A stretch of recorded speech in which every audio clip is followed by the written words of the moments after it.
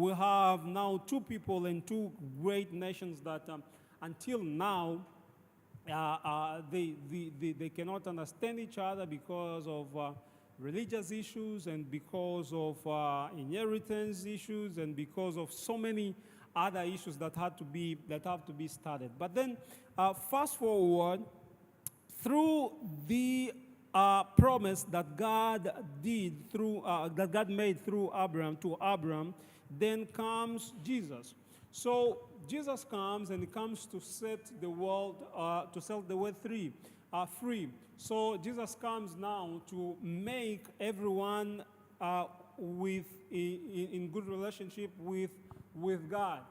And what Jesus tried to do, or what Jesus decided to do, or came to do, was to restore man to its default design. So to his default design. But then we have here a conversation between the disciples of the Pharisees and some politicians. So the Bible is saying that the Pharisees wanted to trap Jesus, wanted to trap the man who made the promise to a man that he himself chose to make a great nation. So they decided to trap Jesus with some questions. And what they did is the Pharisees did not go to Jesus himself. So they told their disciples Jesus. So their disciples were given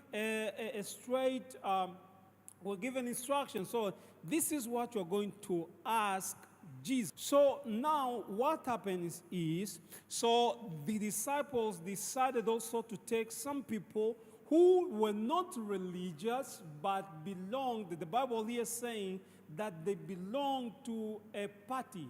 So they were part of a political party. So politicians and religious people, they decided to get together, come up with a plan, and on this plan, they decided to ask a question to Jesus, which was actually a trap. So when they go to Jesus, they come to him and say, "Teacher, we know that you always teach the truth." It's interesting because the disciples of the Pharisees and the people, the politicians from Caesar's party, decided to tell Jesus that you always tell the truth.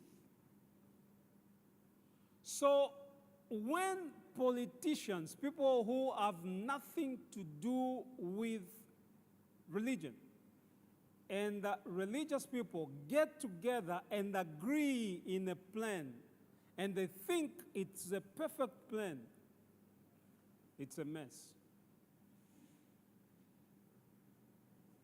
It's a mess. Now, it is different when a Christian is a politician, and there's a difference between a politician who is a Christian and a Christian who is influenced by a politician. So there are two different things. We need to understand, and this is what I've always defended, and it gave me some trouble because of our basis, the basis of our doctrine. Why?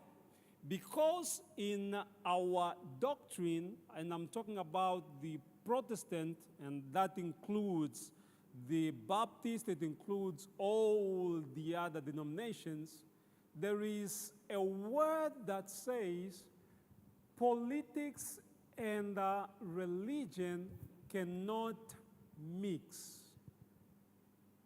Politics and religion cannot mix. This is a dangerous philosophy. Why is it dangerous philosophy? And I know it gives me trouble, but I continue to talk about it because I know it's the truth, and it's the only way we can go forward. Why is it a dangerous philosophy? Because whenever Christianity decides to pull itself out from a place, that place becomes a mess. So if Christianities decide to say, no, we don't want to be any more light for a political, we don't want to be more a light for a political government, then it becomes a mess. And so I don't know what our fathers were thinking. I really don't know if people who came before or people who came after them did not understand what they decided to do. I really don't know what was going on in their mind. I don't know what was the circumstance about how hard. I know it was hard, but I don't know how hard it was. But then they decided and say, no, from now on, and I don't know which day was it, but then they just decided from now on, either you are a Christian or a politician. And politics cannot mix with Christianity. And there's a word that they always say, and whenever a leader, a religious leader, a Christian leader tells me this, my heart really bends.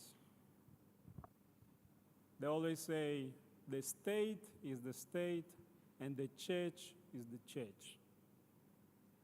I really struggle to understand that.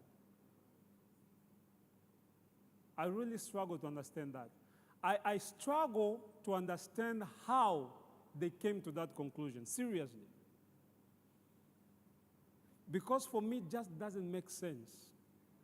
And I'm sorry for, amongst the